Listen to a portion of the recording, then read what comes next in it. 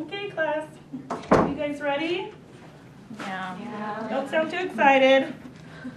We're going to talk about stages of prenatal development. The period of growth before birth is called the prenatal period. The pre-embryonic stage, which begins at fertilization, lasts for 16 days. The embryonic stage, which begins after the 16th day, lasts until the 8th week. The fetal stage, which begins at the 8th week, lasts until birth. Whoops, I'm sorry. Didn't realize you guys. Go. The fetal stage, which begins at the 8th week and lasts until birth.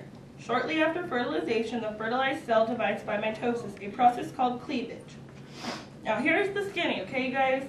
The pre-embryonic stage begins when fertilization forms the zygote with 46 chromosomes. Within 24 hours to 36 hours, the zygote divides by mitosis to form two daughter cells called, let me get my cauldron, Ashley. Blastomeres. I dig it. Good job. Okay. Next step. The meiotic divisions or cleavage continue with the cells doubling with each division. Finally, a blackberry-like cluster of 16 cells called a time. Christine. Morula. Good job. 3 to 4 days after fertilization, the morula enters the uterine cavity where it floats for 2 to 3 days.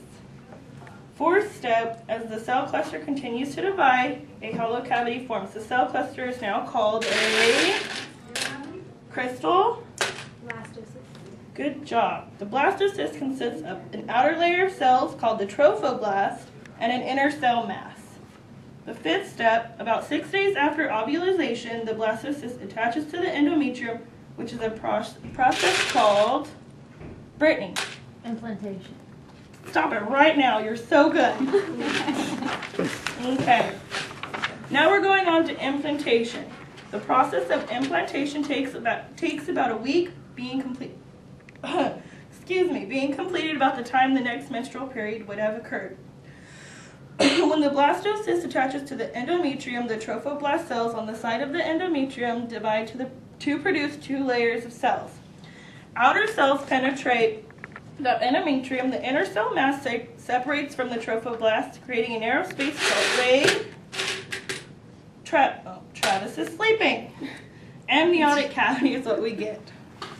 The inner cell mass flattens to form the embryonic disc. Now remember, I'll tell you guys when you need to highlight, okay? Keep rolling with me. The embryonic disc gives rise to 3 layers called the germ layers, which produce all the organs and tissues of the body. Can anyone tell me what the 3 layers are? No hands. Okay, Crystal. The ectoderm, mesoderm, and endoderm. Very good. Now we're going to go on to the embryonic stage. You're supposed to like go to her. 3. Amnion, Boreon, Goldsack, Alan Boyd.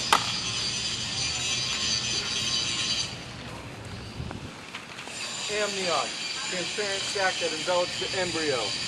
Chorion, outermost membrane, surrounds other membrane.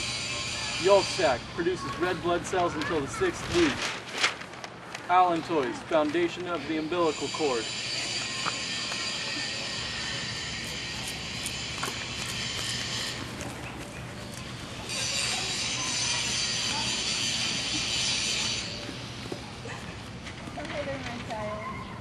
Thou knowest the time? Now, where are we? Thou art in the garden for tea. Your tea, Your Highness. I don't want that. I want beer. I'll go fetch your yell. Nay, methinks not. You bear child, 'tis most splendid. I'm not pregnant. The placenta is the fetus' sole source of nutrition. Your body furnishes your baby. Everything you consume goes through the umbilical cord.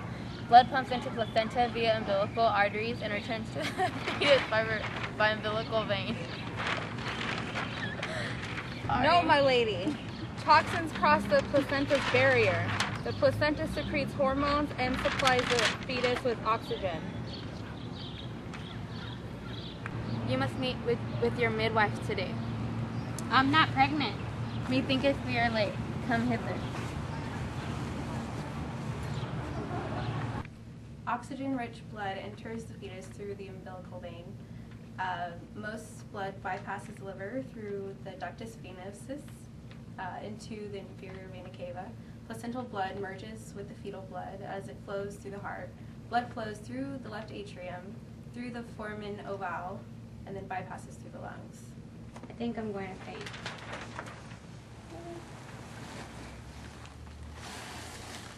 Okay, let's push through this, okay, you guys?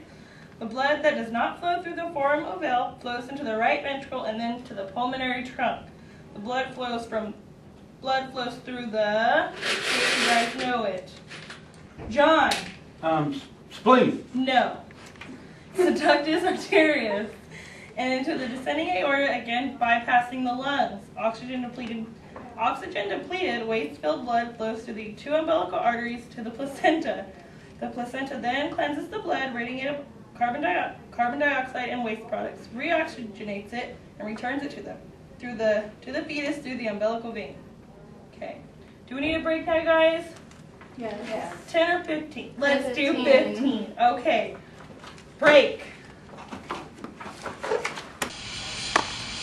Amnion. Corion. Yolk sac. Allantoids.